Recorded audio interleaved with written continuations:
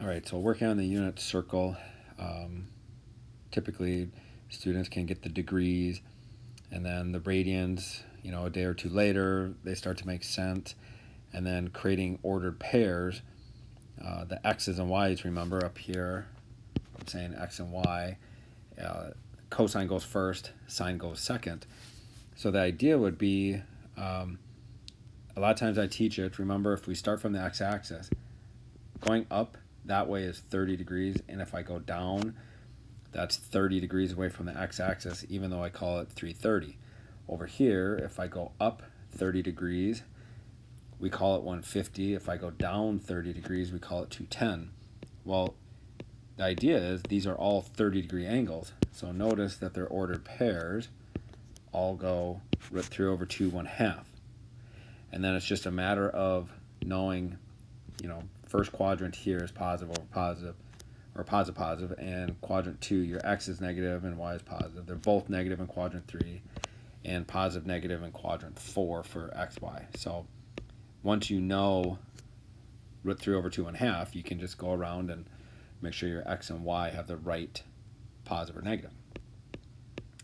And then when you move to the 45s, root 2 over 2, root 2 over 2, root 2 over 2, root 2 over 2, and get your signs correct. And then when you do the 60s, right, we can see that the 60 is 1/2 root 3 over 2, so go to 120, root 3 over 2, 240, root 3 over 1/2 root 3 over 2, and 300, 1/2 root 3 over 2, and just make sure you get your positive or negatives correct. So the idea is, once you have the first quadrant done, the rest of them typically become pretty easy. So a lot of students will say, well, if I just knew the first quadrant, I would be able to do the unit circle. So I'm going to show you a little trick, and it has to do with placing your hand into the first quadrant. So notice, when I did this, my pinky lined up with 90, my thumb lined up with the 360, so we don't ever bend those under. But if I take my index finger, right, I have 1, 2, 3 fingers here. We have 1, 2, 3 angles out here. So the idea is my index finger, I bent that under, so that indicates I'm working with a 30-degree angle. And you'll notice I have 1, 2, 3 fingers here, and 1, the thumb, over here. And you'll notice that I have a 3 and a 1. So the idea would be I square root both of those. Root 3 is not nice, so just leave it square root of 3.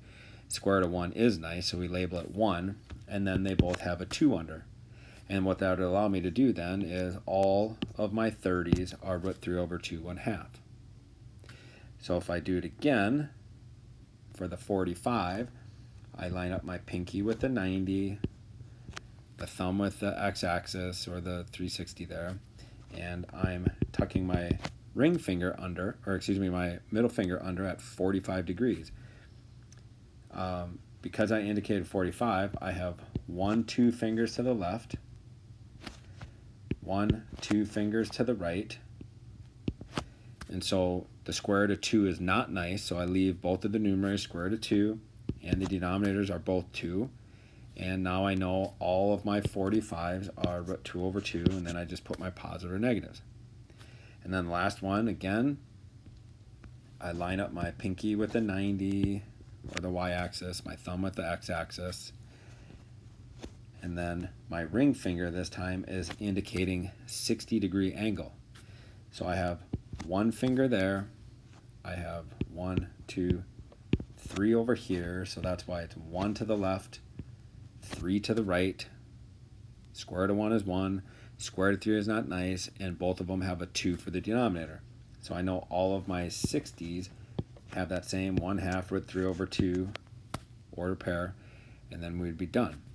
Now, one of the things is students concentrate so hard on order pairs for the 30s, 45s, and 60s that when they make a unit circle, they often forget about the top, bottom, left, and right.